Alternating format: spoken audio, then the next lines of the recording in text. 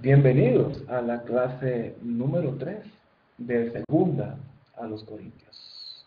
Vamos a continuar el argumento de Pablo ante los ataques que fue objeto por parte de algunos miembros de la iglesia.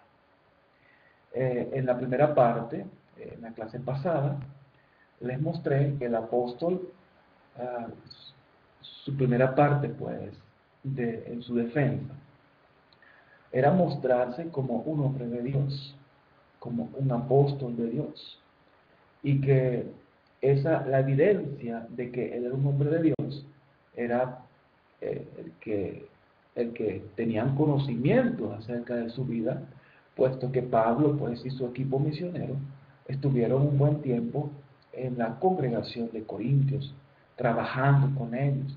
Entonces, eso dio oportunidad de conocerles como hombres de Dios. Ahora, en el capítulo 2, el apóstol Pablo va a explicar el por qué él aparentemente no cumplió su palabra, o vamos a decirlo así, pues no cumplió su palabra o su promesa de ir a visitarles cuando él les dijo que los iba a visitar y no fue a visitarlos.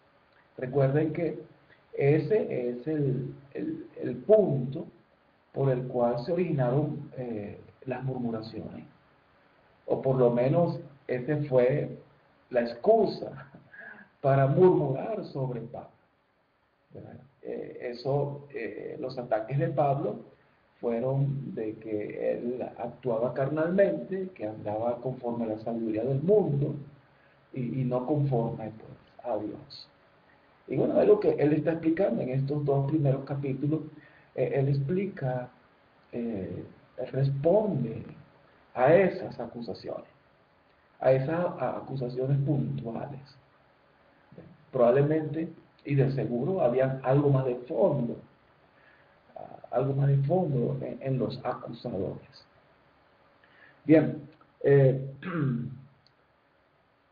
capítulo 2, entonces, vamos al capítulo 2. Como les dije, en el capítulo 1, Pablo muestra que él es un hombre de Dios por su testimonio entre ellos, entre los hermanos de Corintios. Es un hombre de Dios. Ahora va a explicar el por qué no fue a Macedonia cuando les dijo que iba a ir. El por qué. Y de ahí, pues, como les digo, surgieron las murmuraciones de que no era un hombre que cumplía su palabra. Entonces vamos, capítulo 2. Les invito, pues, a abrir su Biblia y les recuerdo que estoy leyendo la carta en la versión de las Américas. Bien. Capítulo 2 dice: pero en mí mismo, dice el apóstol, decidí esto, no ir otra vez a vosotros con tristeza. Bueno, si recuerdan, cuando les hablé de la secuencia de las cartas, les hablé de que había una carta previa a Primera de Corintios, luego escribe Primera de Corintios, y luego de escribir Primera de Corintios, él hace una visita. Esa visita no fue una visita, vamos a decirlo así, una visita provechosa o de provecho. Parece que fue una visita muy penosa, muy difícil, y hubo tristeza allí. Hubo tristeza. Como dice Pablo, no, dice, pero en mí mismo decidí esto, no ir otra vez a vosotros con tristeza. Entonces, esa segunda visita que el apóstol Pablo le hace a la iglesia, él fue con sentimientos y con un estado emocional, pues, vamos a decirlo así, de tristeza. Había dolor en el corazón de Pablo.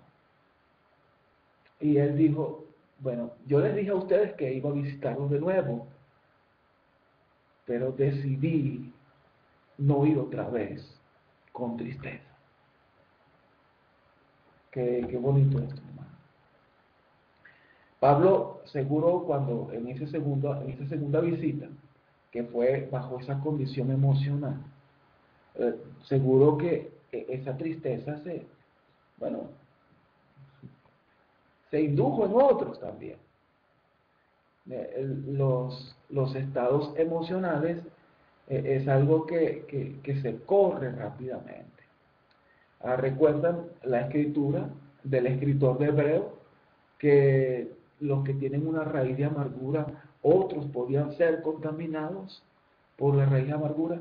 Los estados emocionales se, se transmiten muy fácilmente. Y podemos verlo. Cuando voy a los funerales, yo salgo, ok, yo estoy triste, pero bueno, salgo con mi estado emocional, ¿verdad? Un poco triste.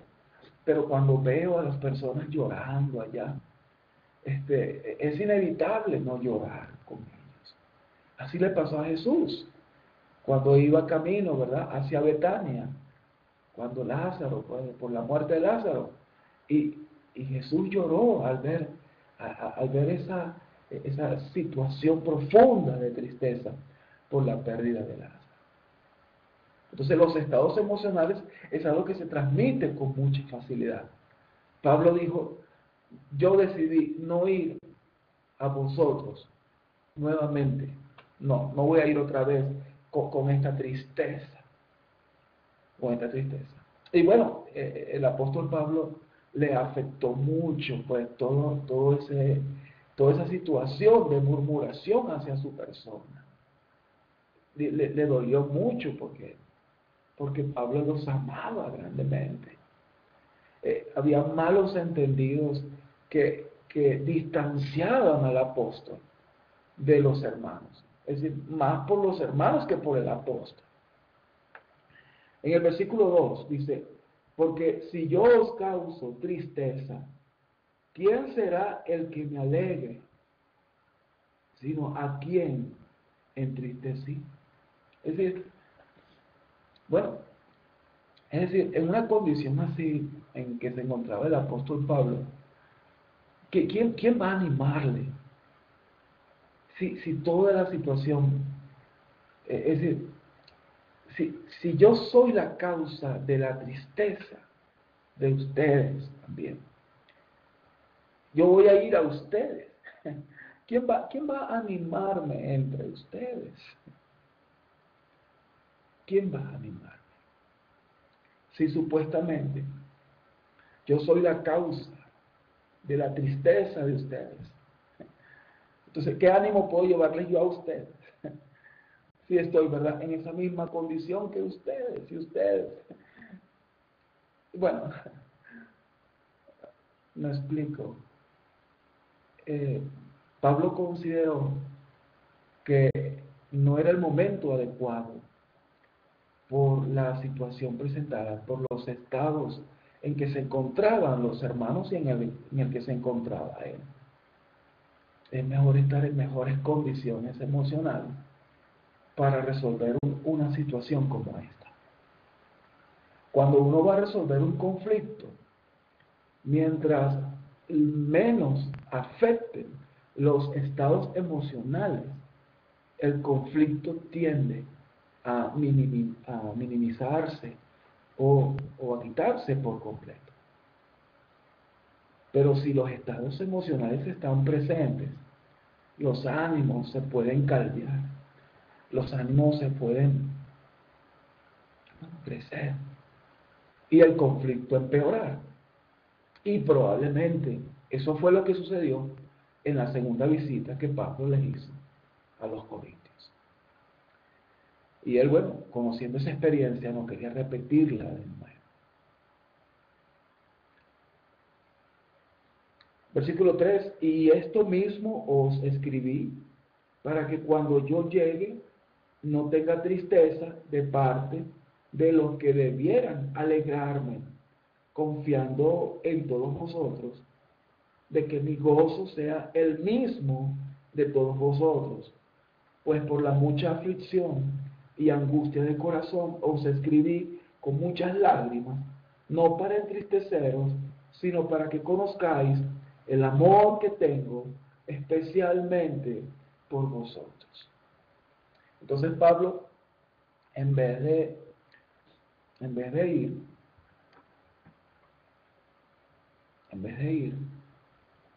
el apóstol decidió pues escribir una tercera carta a ellos y tratando de seguro, colocando sus razones, sus puntos, su posición ante lo que sucedió, ante las murmuraciones que se presentaron.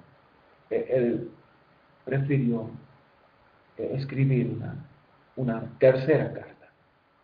Recuerden, hubo una carta previa antes de lo que conocemos como Primera de Corintios, vino después Primera de Corintios, luego el apóstol Pablo le hace una visita, esa visita fue muy triste, muy conflictiva, él salió muy triste, aún más triste todavía, y él prometió hacerles una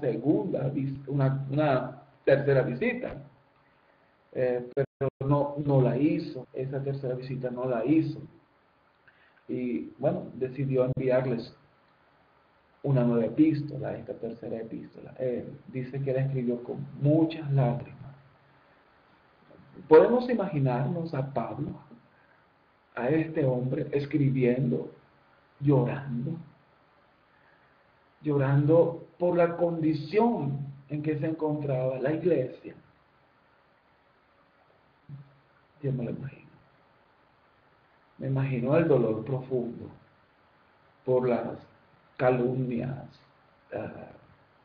contra su persona, para aquellos al que él amaba profundamente. Bueno, recuerden que uno de los trabajos de Satanás es dividir al cuerpo de Cristo. Y una de las maneras de dividirlo es sembrar discordia entre hermanos. Y eso pasó en Corintios. Ya de hecho había una división cuando Pablo escribe primero a los Corintios, había una división y escribe su carta por causa de esas divisiones que había. Había carnalidad entre los hermanos, porque había discordia entre ellos. Había competencia entre ellos. Yo soy de Pablo, yo soy de Cefa, había competencia entre ellos. Y había mucha tristeza pues en el apóstol Pablo. Ahora, él escribe, a veces es mejor, es preferible escribir una carta, porque una carta está allí, solo las palabras, y uno puede ver la posición de la persona por lo que está escrito, que ir en persona y presentar tu posición, pero presentarla en un estado de ánimo que puede no dar con precisión tu punto de vista, no puede dar con precisión tu posición que tienes, tu defensa. Entonces es mejor a veces, sobre todo cuando se tiene esos estados de ánimo, escribir tu posición, pues tu punto de vista. Por eso es que dice Pablo, pues por la mucha aflicción y angustia. Fíjate esos estados que le produjo la iglesia. Evidentemente, como Pablo dice acá, Pablo amaba a la iglesia en Corintios, los amaba profundamente y estaba tan preocupados por su estado espiritual que su preocupación lo llevó pues a esas emociones de aflicción, de angustia. Vemos aquí, hermanos, y una reflexión importante. los que están a cargo de las congregaciones, y esto se lo digo a todos los cristianos que puedan escucharme o que puedan verme por medio de estas clases. Miren, los que trabajan en el liderazgo, los que tienen funciones pues de evangelista, de pastores, de maestros, miren, son de carne y hueso, y también experimentan aflicciones que los pueden llevar a angustias. Y bueno, espero que tengan la suficiente comprensión para aceptarlos y no murmurar de ellos. No somos de acero, somos de carne y hueso, y bueno, y somos creación de Dios, como toda creación de Dios, con estados emocionales naturales. ¿Cuáles son los estados emocionales naturales? Bueno, la tristeza es uno, la alegría, el miedo, son estados emocionales naturales. Claro, el hombre maduro no se deja dominar por sus estados emocionales, pero eso no significa que los tenga. Eso no significa que cuando uno tiene un estado emocional, como una tristeza, eso no te va a paralizar, eso no te va a deprimir a tal grado de que te tiren en una cama para echarte a morir. Es decir, los hombres de Dios, los hombres maduros, los que han alcanzado la madurez en Cristo, son hombres que han dominado sus estados emocionales y pueden trabajar en medio de la tristeza, en medio de las aflicciones. El apóstol Pablo era un apóstol, fue un apóstol, pero aún así también tuvo estas experiencias emocionales de angustia. Y vamos a ver un poquito más adelante lo que dice cuando él estuvo en Troas. Ya lo vamos a leer. Pero por ahora, toda esta aflicción de Pablo y toda esta angustia de corazón, dice, es para que conozcan, para que sepan. Es decir, Pablo les muestra el estado en que él se encuentra, le describe su estado, para que sepan cuánto les ama. Cuánto les ama. Él no fue indiferente. Cuando vemos situaciones, hermanos, de discordia, a mí en lo particular, en lo personal, lo que más me entristece dentro del cuerpo de Cristo es ver a hermanos en discordias, es ver a hermanos que se acusan mutuamente, que se ofenden mutuamente. Y claro, cuando tú estás involucrado y te ofenden, también he experimentado esa tristeza. He sido ofendido en algunas ocasiones, he experimentado esa aflicción, esa tristeza.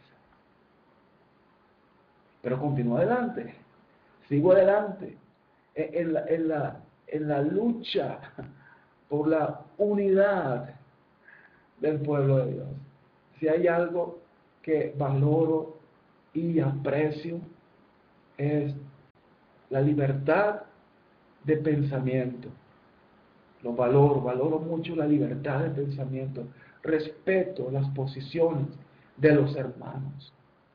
Pero también valoro la comunión, porque la comunión, la unidad del cuerpo, depende del respeto que tengamos hacia la libertad de pensamiento entre unos y otros. El apóstol Pablo escribió en Colosenses 2:2, lo he compartido con ustedes, y no me cansaré de compartirlo. En Colosenses 2:2, el apóstol Pablo dijo, Bueno, desde el versículo 1, él dice cuán gran lucha sostengo por todos ustedes y por los que nunca han visto mi rostro, dice el apóstol Pablo, para que sean consolados por vuestros corazones, unidos en amor, hasta alcanzar todas las riquezas de pleno entendimiento. Hasta alcanzar todas las riquezas de pleno entendimiento. El amor, la unidad va primero que el entendimiento. Y cuando ponemos el entendimiento primero antes que la unidad, la división es inevitable. El apóstol Pablo era un hombre que amó mucho a los hermanos, amó mucho a las iglesias. Lo que más le preocupaba a él, más que su beneficio personal, más que su seguridad física, lo que más le preocupaba al apóstol, lo que más le angustiaba, eran las iglesias. Que las iglesias andaran en el camino de Dios. Si una iglesia no anda en el camino de Dios, la extensión del reino, el crecimiento, la expansión, la predicación del evangelio se estanca. Es triste ver cómo por causa de aflicciones, por causa de discordias, las iglesias se han visto más bien disminuidas. Algunas congregaciones han tenido que cerrar sus puertas, incluso vender el edificio. Es triste eso.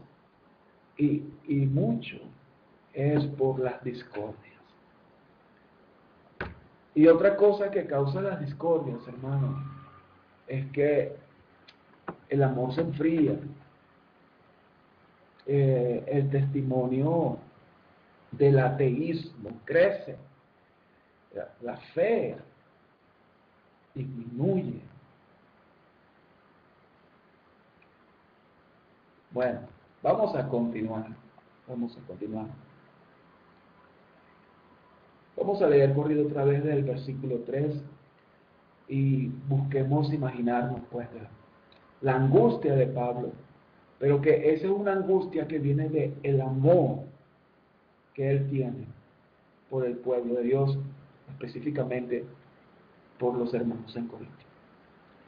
Y esto mismo os escribí para que cuando yo llegue no tenga tristeza de parte de los que debieran alegrarme, confiando en todos vosotros, de que mi gozo sea el mismo de vosotros. Pues por la mucha aflicción y angustia de corazón os escribí con muchas lágrimas, no para entristeceros, sino para que conozcáis el amor que tengo especialmente por vosotros.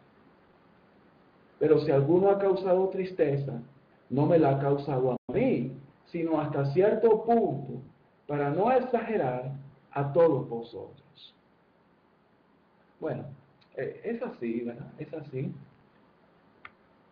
Uno de los miembros de Corintios tuvo palabras destructivas hacia el apóstol Pablo. No solo causó tristeza en el apóstol, también había tristeza entre algunos por causa de esa situación. Tal vez porque ese malentendido tuvo su aceptación. Tal vez algunos no estuvieron de acuerdo y eso también fue causa de tristeza, y es la tristeza del apóstol. Lo cierto es que cuando hay pecado de murmuración, la tristeza está presente en todas partes, en todos los involucrados. Y cuando llamo involucrados, llamo a todos aquellos que escuchan la murmuración.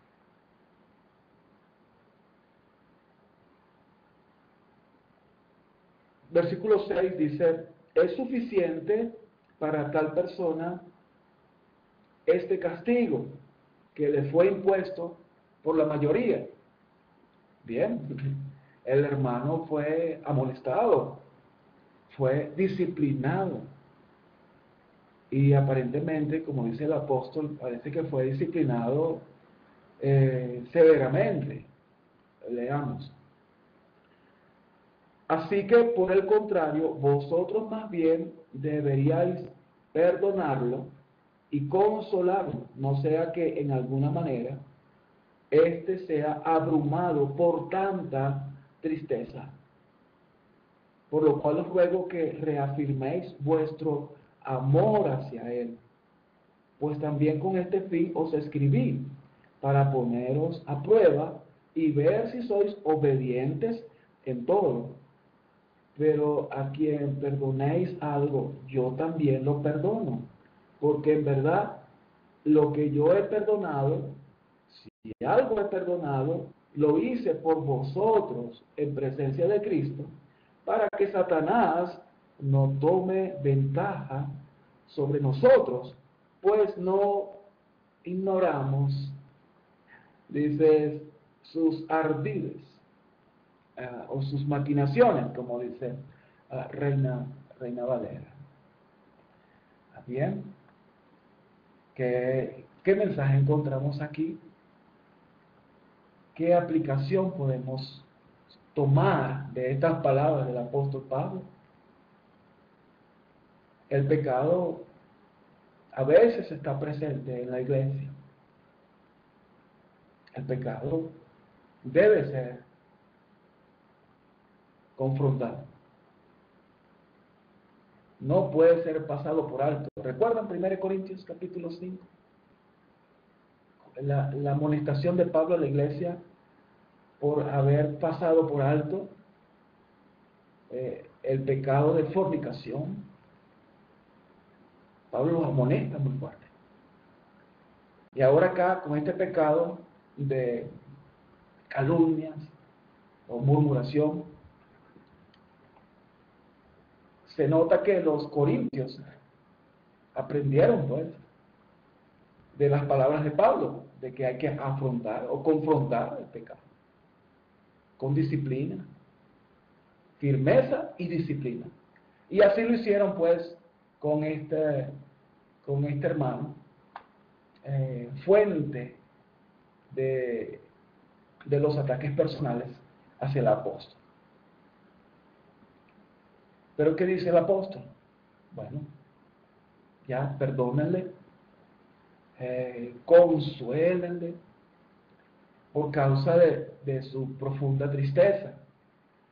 Y al decir Pablo esa expresión, también está indicando que este hermano, fuente u origen de las murmuraciones contra Pablo, se ve que estaba arrepentido. ¿Verdad? Arrepentido de su pecado. La disciplina, la firmeza de los hermanos en Corintios tuvo ese efecto. Y ese es el efecto, hermano, cuando atacamos el pecado. Importante, fíjense, cuando atacamos el pecado y esa persona se arrepiente, ¿verdad? Antes del arrepentimiento siempre hay esa tristeza, o antes y después del arrepentimiento está la tristeza, y por eso es necesaria la consolación. Pero fíjense lo que le estoy diciendo, que cuando hay pecado en la iglesia y se confronta el pecado con firmeza y disciplina, y la persona se arrepiente, podemos decir que ese es un verdadero cristiano, un verdadero hombre de Dios. Pecó, sí pecó, pero es un verdadero hombre de Dios, porque el arrepentimiento está presente.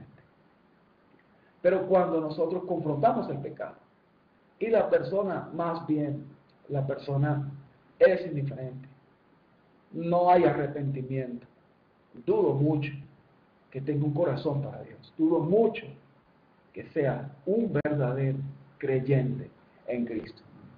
Recuerden que el apóstol Juan escribió que habían hermanos. Bueno, Pablo escribió sobre falsos hermanos. Y Juan escribió de que estaban entre nosotros, pero no eran de nosotros. Así que no es extraño, hermanos, que en nuestras congregaciones, algunos, por motivos, a lo mejor de beneficio personal, o de otros motivos, algunos entre nosotros, no son realmente de nosotros. Y por eso la disciplina, la firmeza con el que hay que afrontar el pecado, es la prueba de si realmente son o no son de Dios. Aquí vemos que el amonestado es un hombre de Dios. El apóstol Pablo lo han perdonado los de Corintios. Hay tristeza en él, mucha tristeza, y bueno, vamos a consolar, es lo que le dice el apóstol Pablo, ¿verdad? A los hermanos en Corintios. Practiquen pues la consolación al hermano. Y versículo 11, muy importante, dice, para que Satanás no tome ventaja sobre nosotros, pues no ignoramos pues sus maquinaciones, sus ardides.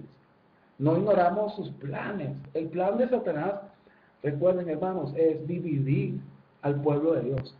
El plan de Satanás es que los hermanos estén en contiendas unos a otros. Ese es el plan de Satanás. ¿Por qué? Porque él sabe que cuando hay contiendas dentro de la congregación, la comunidad donde funciona la iglesia, donde viven los hermanos, se estanca. El evangelio no es eficaz en medio de las contiendas. El evangelio es eficaz por medio del amor. Entonces,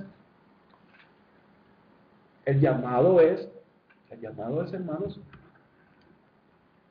afrontar el pecado, consolar en medio de la tristeza, restaurar plenamente al hermano, recibirlo como antes de pecar y tratarlo como antes de pecar. A eso se refiere lo que es el perdón. Repito, el perdón es relacionarnos nuevamente con esa persona como antes del pecado de esa persona. Pablo sigue describiendo pues sus estados emocionales.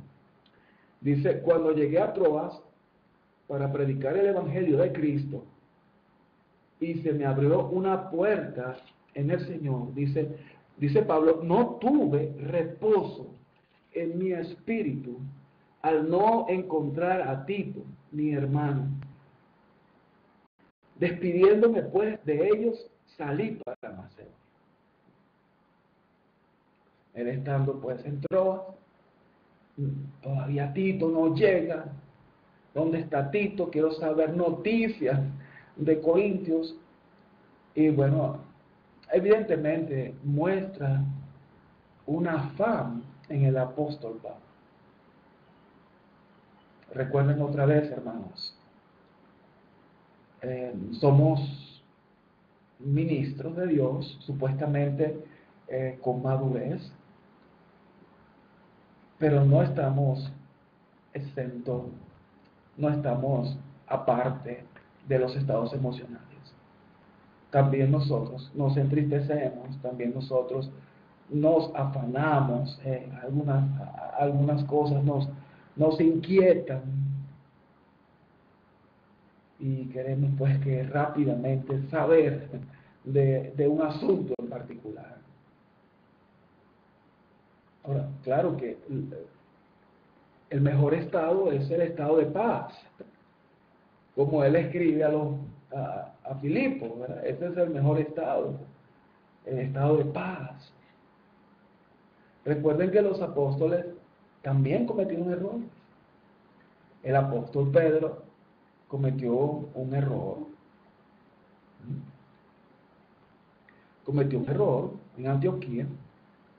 Recuerden el conflicto que se presentó con el apóstol Pablo. Pues el apóstol Pedro andaba ambivalente, se reunía con los gentiles, pero cuando venían los judaizantes, los hermanos judaizantes, entonces se retiraba de los gentiles. No andaba transparente el apóstol Pedro, no andaba con el valor de ser un verdadero, tener una verdadera conducta de aceptación de todos. Bueno, lo que le estoy diciendo, hermanos, que aún pues los apóstoles eran hombres ordinarios como nosotros. No eran hombres de grandes talentos, eran hombres ordinarios que el Señor formó como discípulos antes de enviarlos, pero siguen siendo seres humanos, y como seres humanos cometieron errores también.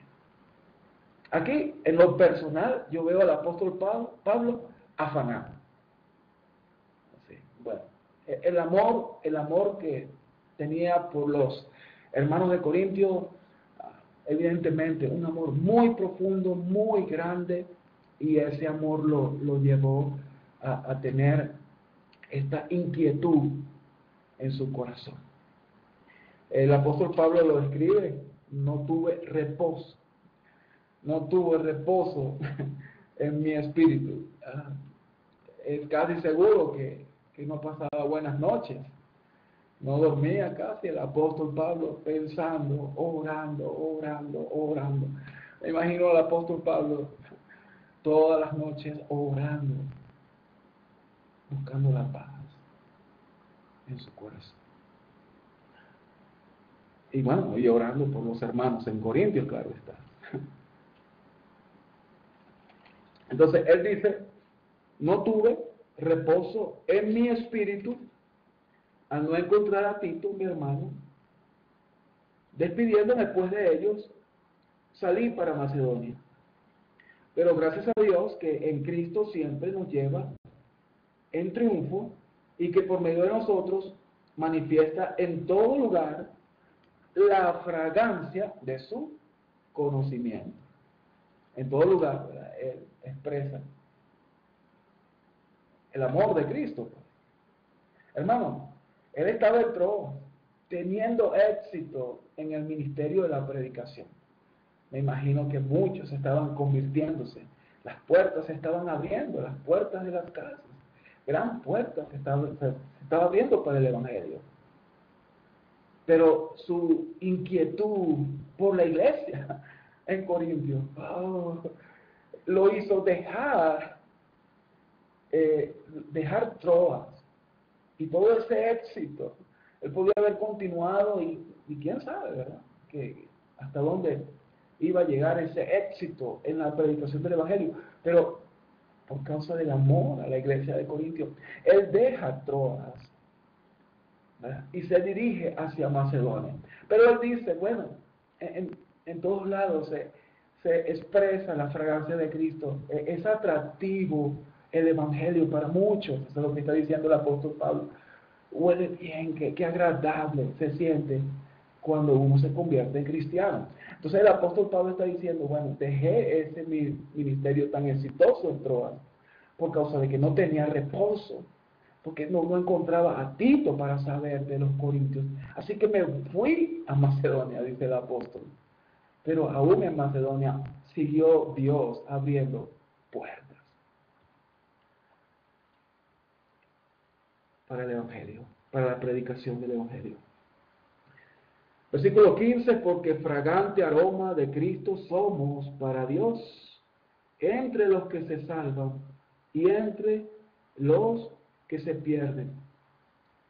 Qué interesante. Escuchen esto, porque es muy interesante lo que el apóstol Pablo está diciendo. Dice, porque fragante aroma de Cristo somos para Dios entre los que se salvan y entre los que se pierden. Para unos, olor de muerte, para muerte, y para otros, olor de vida para vida. Y para estas cosas, ¿quién está capacitado? Pablo dice, no comprendo, yo predico el Evangelio, dice el apóstol Pablo, y soy atractivo, somos atractivos, el Evangelio es atractivo. Recuerden que el Evangelio se encarna en los que lo predican. Entonces, cuando uno predica el Evangelio y Cristo es rechazado, somos rechazados también nosotros, porque encarnamos a Cristo, encarnamos el Evangelio. El Evangelio no es algo aparte de la vida de nosotros, es la vida de nosotros. Entonces, cuando predicamos el Evangelio, Pablo dice, bueno, somos atractivos para algunos, pero para otros es como olor a muerte. Es algo que repudia, que rechaza. Y Pablo dice, bueno, ¿y quién es capaz de comprender esto? Yo no sé. Nadie. Nadie entiende. Predicamos el Evangelio, para algunos lo van a abrazar con todo su ser, y para otros lo van a rechazar con todo su ser. Es un misterio. Pero ese misterio no debe paralizarnos. Debemos predicar el Evangelio a toda criatura, a toda criatura. Que no esté en nosotros, hermanos, el estar haciendo acepción de personas o decidiendo a quién le voy a predicar y a quién no. No, a qué no le voy a predicar. No, porque ese es demasiado borracho. No, ese es demasiado delincuente. No. Nadie está capacitado. Nadie está capacitado para determinar quién va a ser salvo y quién no. Por eso es que el Señor Jesús nos dice, id y prediquen el Evangelio a toda criatura. A toda criatura. Y bueno, algunos van a aceptarlo, otros van a rechazarlos, pero no nos corresponde a nosotros saber quién lo va a aceptar y quién lo va a rechazar. Hay que predicar a todos, por eso hay que ir a las cárceles, hay que ir a los barrios, hay que ir a los sitios de pecado, a toda criatura. Hay que ir. Una experiencia, rápidamente aquí, una experiencia. Creo que les contesto, o creo que lo di más bien en una clase, pero cuando estaba ejerciendo mi función de evangelista en la ciudad de Cabudar, en el estado Lara, conocimos a un hombre que se la pasaba los fines de semana tirado en la acera, borracho. Y uno de los hermanos agarró a ese hombre, lo llevó a su casa y, bueno, hizo que se bañara, le dio ropa limpia, se sentó a la mesa a comer con ellos. El amor expresado por ese hermano hizo que el hombre volviera en sí y escuchara el mensaje de Dios. Bueno, él fue bautizado y estuvo entre nosotros. Y bueno, su adicción al alcohol es muy fuerte. Y él volvía otra vez. Y nuevamente, con la gracia de Dios, lo levantábamos, lo restaurábamos. Hasta que él, por sí mismo, pues, bueno, no por sí mismo, por el poder del Espíritu, él fue dejando, él fue tomando control de su vida para ser un mejor cristiano. La conversión de él llevó a la conversión de su esposa, y llevó a la conversión de sus 2 hijas. Por eso, hermanos, estoy diciéndoles, ir y predicar el Evangelio a toda criatura, a toda criatura.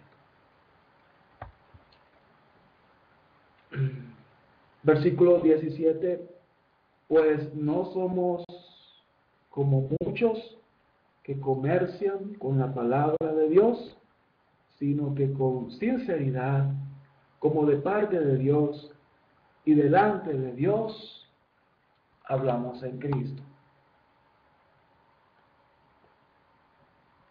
En el primer siglo los hubo aquellos que usaban la piedad como fuente de ganancia. La motivación para predicar el Evangelio era la ganancia, el beneficio personal, la satisfacción a las necesidades propias.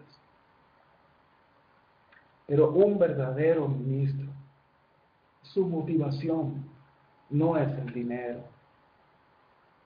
Su motivación no es la satisfacción a las necesidades personales. El verdadero ministro, el verdadero siervo de Dios, el verdadero evangelista, aquel que predica la palabra, lo mueve el amor de Dios, el amor de Cristo. Es lo que lo mueve. Al saber lo que Él recibió, al saber del amor de Dios expresado en su vida, al entender lo que es la salvación de su alma, eso debe ser el motivo por el cual ir y predicar el Evangelio. Eso es lo que está diciendo el apóstol acá. Pues no somos como muchos que comercian con la palabra de Dios, sino que con sinceridad, como de parte de Dios y delante de Dios, hablamos en Cristo.